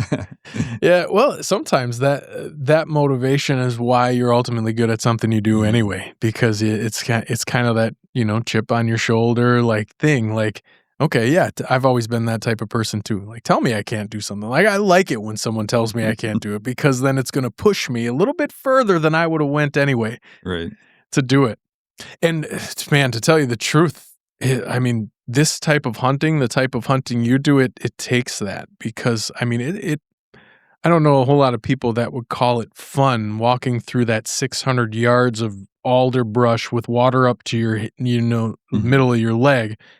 That's not the outdoors that I'm finding all this satisfaction in, but it gets me there. But what makes you walk through that? It's that motivation to say, okay, like I want to do this for a reason. And sure, the seasons of the hunter might develop the reason differently, but something has to drive you to do it. Otherwise, there wouldn't be 12 guys sitting, who you just walked by on the way to your spot. Part of it is, is to prove to yourself you can do it. Yeah. A lot of guys will tell me, I can't believe you hunt back there. What if you shoot a buck? Great. That's what I'm there for. Yeah. But I've never, ever worried about how am I going to get this deer out. No. I shoot the deer, and then I ask that question. Figure it out. Oh, my God, how are we going to do this? I can say in my later years, I'm pretty careful about where I shoot a doe. Yeah. But as far as bucks, if I want to shoot that buck, I don't care where it's at. We'll find a way to get it out. Yeah. What do you normally do? Do you quarter them and pack them out, or are you dragging Wisconsin them through just started allowing quartering recently. Yeah. And when they did, even now, you have to take the whole deer out. Okay. So you can only leave the entrails. Okay. So what's the use of packing if you got to take the hide, the legs? That's true. The You feet, still got a whole deer. Yeah. Yeah. So I usually use a sled, and in some cases a cart and a sled. Okay.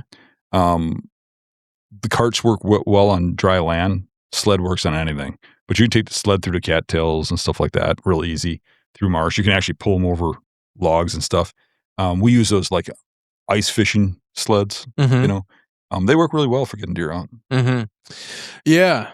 That, and what the sled probably just rides in your vehicle all season, right? Until it needs to come out and yeah. get used. If I'm anywhere away from home, it's in the truck. Sure. If I'm near home, it's usually in the yard. Sure. So, shifting gears a little bit here, you mentioned a couple minutes ago about hunting all over the country.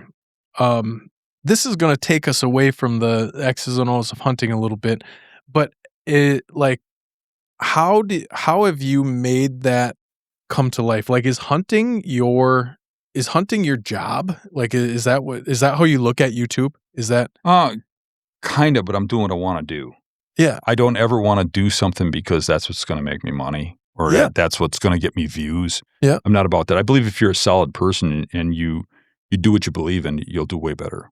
Like I see a lot of my friends who are YouTubers and hunting, read the comments and adjust based on people's criticisms. Sure. I don't think you should ever do that. Yeah. Somebody doesn't like you for who you are, that you live with that. I am who I am. I'm not changing who I am for those people. So I'm hunting out of state because I want to, because I want to extend my hunting. I want to have fun. I want to see new places. I want to travel. That's why I'm doing it. I'm just fortunate enough that I'm getting paid to do it. Yeah. But I'm getting paid to do what I want to do. Yeah. And I think that's why I have a genuine following where the people are a little more, I don't know how to say it, like clubbish. Yeah. You build a community. Yeah, exactly. It's a community. It's a little more of a like a brand. Not brand's a bad word, but a community because those people are like my friends. Yep. And if somebody doesn't like what I'm doing, like somebody will criticize me on comments. I'll say it's probably ain't for you. If you just watched a 2-hour video and you're mad because there wasn't a kill at the end, go watch Drury's. He's got kills in the end of every one of them. Yeah. I like his videos too. Go over there. Yeah. Yeah. You're wasting your time here. Yeah.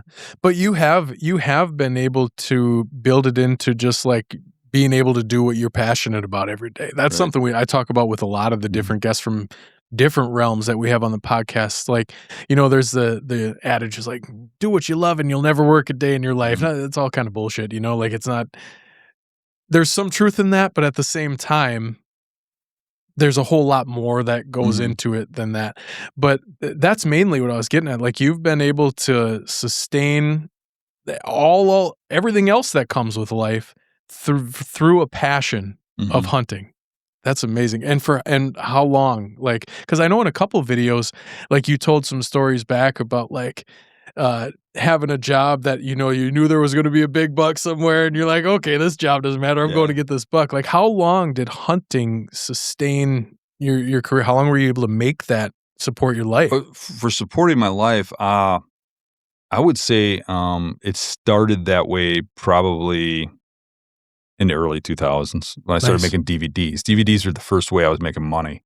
Okay. You know, I didn't even know those existed. What is DVDs? Oh, really? Yeah. I have a collection of DVDs that's really it's kind of funny because you're rooted in Wisconsin. It's really what started the whole trend with the mobile hunting with everybody in Wisconsin is those DVDs. Really? You know, I've got a website. You've been on my website? Oh, yeah. So Yeah. the website, The, like, forum. yeah. So that website when it started, the people that came in there and really got into what I was doing, because nobody had really heard about bed hunting or any of that stuff until I started releasing it. Okay.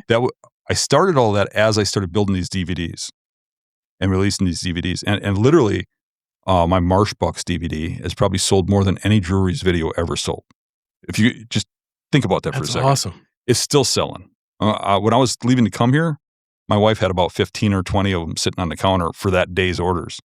And we made that video probably 2010, you know, and it's still selling like that. That's awesome. But yeah, we made videos that really lay out the exact path on how to be successful. So it's not a kill video. It's, you know what I mean? Yeah. It's a instructional video like a book, Sure. but a video. So we got marsh bedding, hill bedding, farm bedding, swamp bedding. Those are all DVDs we sell. Okay. Yeah, that's interesting. Like my introduction to you and virtually all of my content that I've taken in is via the YouTube channel. Like that's how I got introduced to your stuff. I had never seen the DVDs, but that's funny because, you know, when I asked you about the way earlier when you had just started with like the VHS recorder and stuff, what it reminded me of is I remember when I was a kid just watching over and over and over again the Tree Lounge videos. Do you remember those with the two old folks that would like that's awesome. I'm gonna have to check into that. And so that's like a how-to instructional, correct? Maybe like a more there's a little bit of entertainment to it, but not much. Okay. I mean, it shows hunts and stuff. Okay. But it's more the why and how and you know exactly how the bedding works, how each scenario. So it breaks down like the Marsh Bucks will break down every way a buck beds in marsh. It'll show maps. It'll show where they lay. It'll show hunts that were successful figuring that out. And each terrain will do that. Okay. So it's broken down into terrains because the hunting is so much different in each one of those terrains. Yeah. Basically. What I was getting at before was when I released those videos and that website really took off in its early years. A lot of the people that were in that website are your well-known people now. Andy May, he came from there. Aaron Warburton from the Hunting Public, he would call me up. He bought the videos to train his guys, literally, because he was working with Bill Winke at the time. Sure. And then he quit and he modeled what we're doing, you know, and became the Hunting Public. Yeah. You know, and a lot of that, I mean, the do-it-yourself bow hunter, all those guys came out of that realm from that stuff, from what we created. That's awesome, man. That's the type of impact that I'm talking about. Like that is like culture shifting, you know, that's the type of stuff that can keep hunters in the woods and excite people. That's it's to me, it's something to be proud of. Yeah. But I think a lot of the younger guys don't even realize I've done that, you know, like you didn't. Yeah. But I mean, it's something to be proud of for me because it's accomplishing the goals that I set out to accomplish. Absolutely. And leaving such a positive footprint on something that's been such a central piece in your life. Like leaving such a trail behind you of folks, of breadcrumbs that people can pick up and use tomorrow. You know, in the same regards, you know, for me growing up, I always looked up to Miles Keller. Do you know who Miles Keller is? No. See, that's one of my points. Miles Keller was an icon in Wisconsin. He is now about 80 years old. He's still alive, or not in Wisconsin. He's from Minnesota, but he was an icon across the country. He shot more Pope and Young bucks than anybody in the country at a time frame, like in the 80s, maybe even a little bit of the 70s, 80s, 90s. When I was growing up, he had more Pope and Youngs by quite a bit than anybody else. And he would travel around the country doing that at a time when nobody traveled. That's what kind of got me into this stuff, right? I remember him coming to Wisconsin on a hunt, going in a public land and shooting this Wisconsin state record that held for many, many, many years, a very large 8-pointer. And that was a state record for like 10 years or something. And that guy was an icon, and he was in every magazine. He was on the cover of all the magazines. There's books about him. Google his name. And now he's forgotten. And one day I'll be forgotten, you know? Yeah. And I look at that and I just think it's so crazy that people don't even know who he is now, you know? Mm-hmm. Because he was really like the icon of hunting. And, you know, I think for me, it's just okay that I know what I've done. You know what I mean? Yeah. It doesn't have to be world spread or anything. I've got a goal, and I want to, I want to see some of these young people get a jump by what I give them and become more than I ever been. Yeah. You know, I want to see them that they aspire to do that. I mean, quite often, some young kid will come up and I don't have enough money to come to a workshop, and I'll just come on, you know, and I'll take them hunting and stuff and help them. And you know, for me, I want to see this grow. I want to see more people come into hunting instead of go out of it. Mm-hmm. I want to see more families hunt instead of just the man, you know, the whole family, you know. That's been such a positive trend in the industry. It has. So many females getting out in the woods. I love it. Hunting and fishing. And whole families. Yeah. Yeah. And the kids, daughters, sons. Yeah. That's what we need. And like to have not only the knowledge and ability, but the willingness to do it, you know, not share the knowledge, but go through the logistical aspects. Like whenever, like when you decided on the DVDs, between that and your last job, there was probably a lot of decisions that had to be made in that point about taking a risk, you know, where you were at in your family life. What did you need to do to sustain your life? But you decided to devote time, effort, and energy into something that you were passionate about. And it's like, you see that I hope you see that in the fruits of your labor when you talk about those folks, because like for the females that get out into the woods now, there's probably somebody that is their person, you know, that they looked up to, and they're like, okay, she can do it. I can. And maybe that's a cool question, actually. How often do you get that? Like, are you pretty, I doubt you're very inconspicuous when you get out of the car at the public land and there's somebody else there and there's Dan Infalt. Yeah. Like, do you get people that walk up and... It happens a lot. I bet. Yeah. It actually, like, when I hunt with Eric and those guys, they're always like, oh, come on. Every time somebody gets out and yells, oh, Dan, you know. But I always take the time to go over and say hi and be nice. Yeah. You know, and I actually enjoy it. I enjoy meeting people and the conversations. And it's not always about the hunt. It's about helping people. So that's helping people. You know, going over and meeting them. Everybody wants to tell you their story. They want to tell you about the buck they hunted, you know. And, yeah. You know. I bet it comes with the territory. I know when I told my dad I was going to have you on, he was pumped up. He watches you on YouTube all the time too. And that comes with the territory, and it's such a, I don't know. I'm surprised at how far reaching it has, because like, you know, you go down south, you walk into a restaurant in the middle of nowhere, you know, in some town that has one restaurant and a gas station, you know, and people come up to you and they know you. And it's like, it's crazy. You know, went to Massachusetts. I'm walking in the woods and I'm 50, 75 yards from the road, and somebody stops. Dan Infalt? And I'm like, yeah. And I walk all the way back. I was with Ricky. He was like, come on. You know? And the guy starts telling me he started hunting because of me and stuff. And you hear that a lot. And all of a sudden he starts crying and just gives me this giant hug. It's a little awkward, but cool awesome, too. Though. But cool too. Yeah. You know. Man, what that means, and for me, that's worth its weight in gold, you know? Like, man, if you you know, that's why I put up with all the hate and stuff, because you get a lot of hate. Do you? Jealously hate. Oh, yeah. A lot. Yeah, you know. From the outdoors community? Oh, yeah. I'm constantly deleting comments and stuff. It's a shame, but I do. But the thing that keeps me going is the positives, you know, the positive comments and stuff. Outside of... You look shocked. I am, actually. But in hunting, what I've seen is a lot of the younger guys got this big ego, want to be somebody. And their way of being somebody is to put everybody down that's above them. Like, well, he did it because he's poaching, or he did it because he's in some other state that's better or whatever. But it gets to the point where it's actually hate. I've actually had people make death threats and everything else. I had some guys attack my wife in a gas station over me shooting 2 deer in the same year. Remember when Wisconsin had the CWD thing and you could shoot multiple bucks? Yeah. I shot 2 bucks and these guys went nuts on her and said they were going to kill me and all kinds of stuff. She wouldn't even leave the gas station. She had to call the cops. Yeah.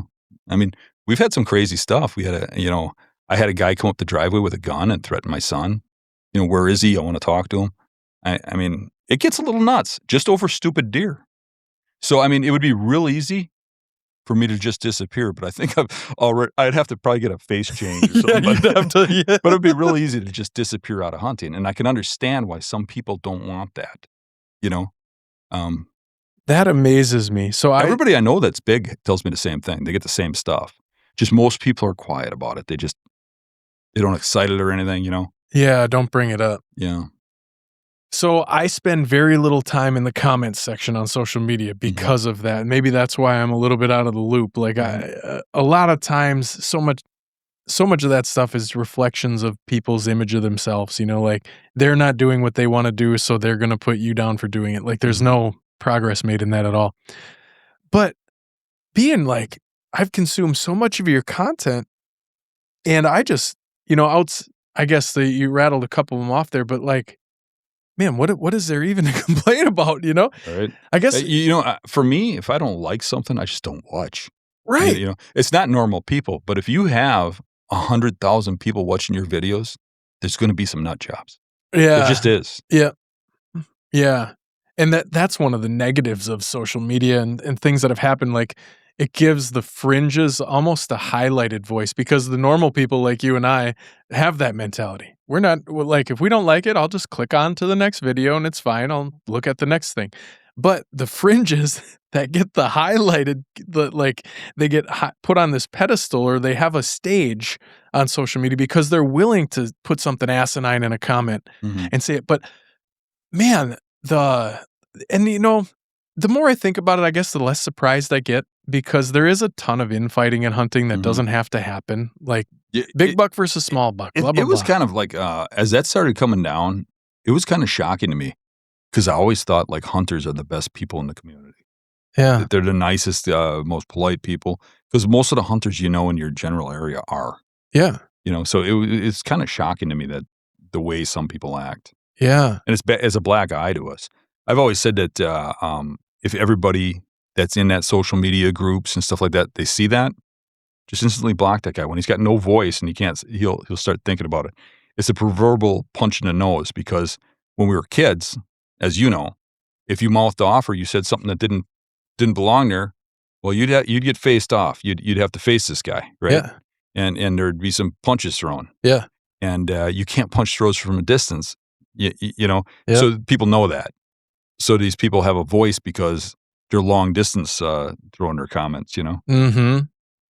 What the wild stories though. So someone came up your driveway with a gun, threatened your son. It was a person that lives nearby me. He actually he's in prison now. Go figure. Well, makes sense. But he lived in a garage. That somebody let him live in the garage because he was like a bum. But apparently the buck I shot was his. It was the second one, and I shouldn't have been able to shoot that second one, whether it's legal or not, Sure. But I mean, you got to be pretty nuts to come up somebody's driveway with a gun. And it turned out at the time he was a felon. He couldn't even have a gun. Nice. So yeah, it gets kind of nuts sometimes. And that part I assumed as much because that part of the jealousy in hunting, I think everybody sees. Maybe not. Like, of course not to driving up somebody's driveway with a gun, but like coming out of a public spot, I'm sure you've run into it with all the bucks you've killed, like coming out of a public spot with, somebody's buck that they've been watching. I'm sure you've had some most people, the overall majority are excited for you. They're happy. Absolutely. And, yes. and they might say, oh my gosh, they catch you on the trail dragging it out. Yeah. Which you try to sneak them out, right? Yeah. But you're dragging it out and someone will come up and be like, oh no, that's the buck I was hunting.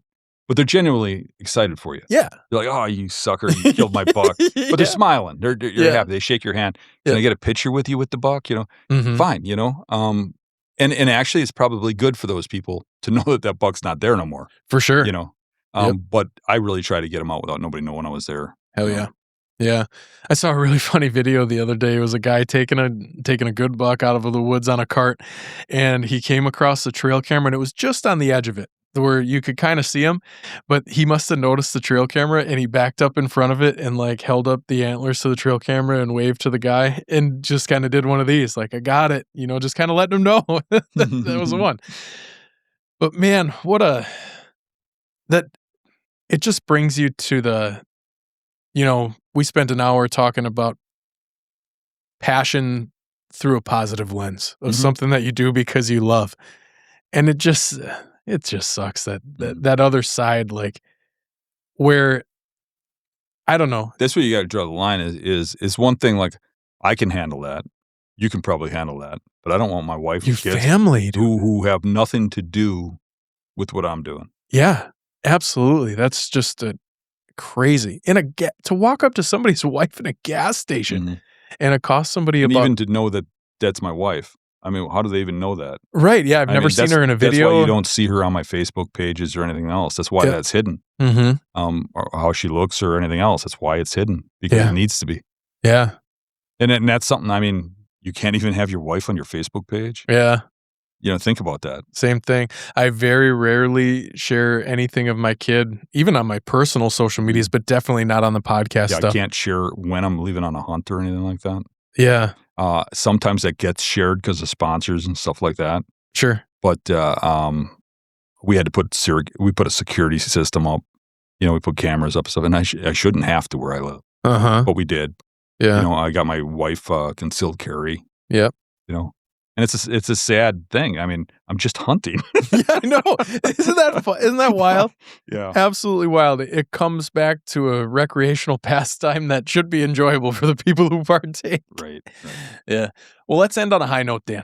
What you have that awesome video. We briefly touched on it earlier, where you walk through some of the bucks in the taxidermist place.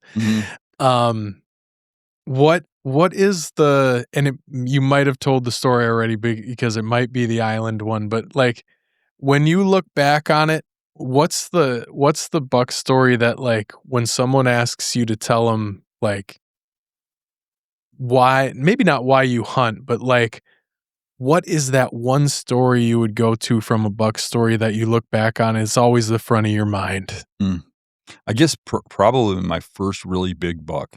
I mean, I shot some nice bucks, but the first very, very big buck, that was a buck that I shot in 1989 on Thanksgiving Day. I hunted that buck probably 3 or 4 years.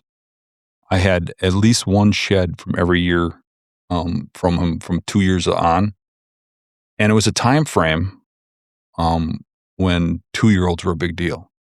And that was the one deer that, like, whenever it was, like 86 or 87 or whatever, was a 2-year-old that was a nice buck that made it. And then the next year, he was a really nice buck, made Pope and Young as a 3-year-old. I didn't kill him. And then the next year, he had a really big rack, like 140s. At that time, that was a really big rack, And that deer taught me how to hunt, because I'd already been molding myself on my own, But as a young man back then, I was starting to realize that the closer you got to the thick stuff, the more you saw them in daylight. Where everybody else is saying, stay away from that. You're going to spook all the deer off the property.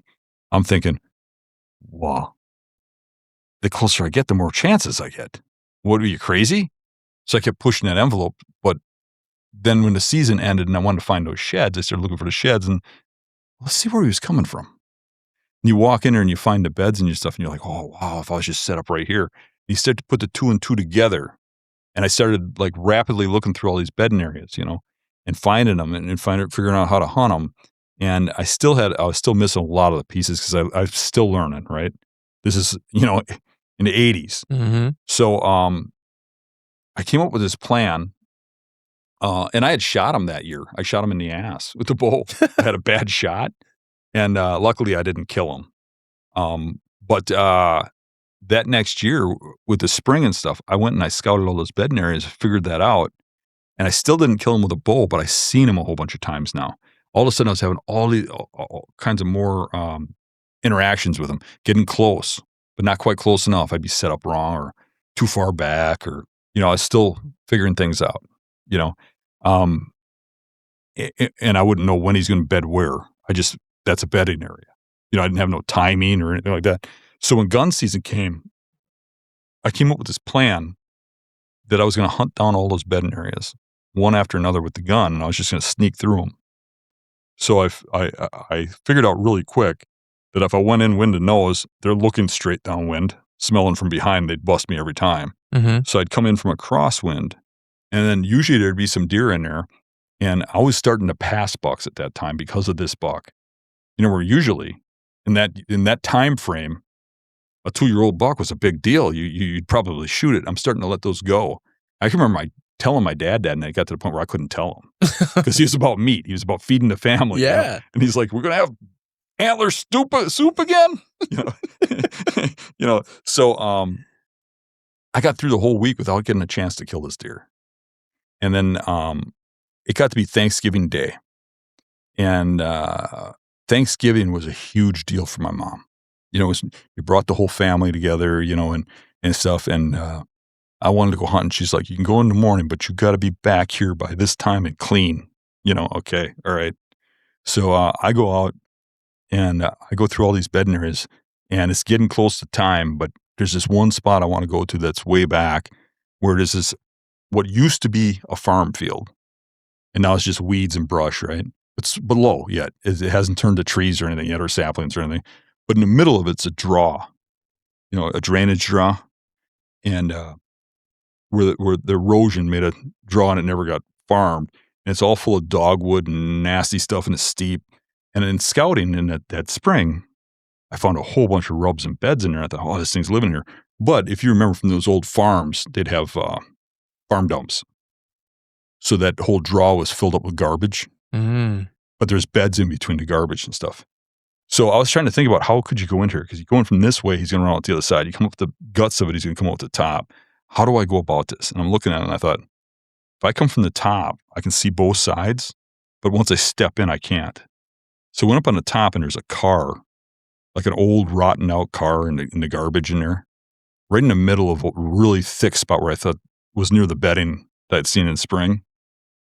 And I picked up a rock, and I threw it on top of the car and got ready. And the buck jumped up and ran out into the field, and it was him. And out of the excitement, I unloaded the gun. And I realized I was just spraying bullets. Remember, I was a lot younger. This is 89, right? Thanksgiving of 89. So I realized I was spraying bullets, and then I was going to run out of bullets. You had 5 shots, So I get the old shotgun up, and I tried to concentrate on the next 2 or whatever. I thought I had 2 left, and I shoot the shot, miss again, pump in another shell, and click. Oh wait, I miscounted. I didn't touch this buck, and he turns and he runs off, and I'm like, "Oh crap!"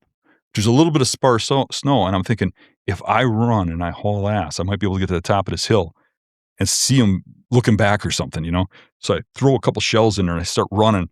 And I'm running to where he ran, and I'm trying to look down where the sparse snow is, where his tracks are. And I see blood spray all over the place. And I stop, and I look, and I'm like, "What the hell?" And I look up, and he'd gotten around the corner and fell over dead. That last shot went through his heart. You got him. Yeah, and that buck just changed the whole direction of Dan. That's what built who I am now, because that's what sent me down this path, the hunting of that buck and how I figured him out. And then from there on, the rest is history. Correct. That's amazing. I appreciate your time. Thanks for coming and chatting. Yeah, this was fun. It was awesome to hear your story. Sorry if I made it too much about hunting. It's just what I'm built of. I knew it was going to happen anyway, because I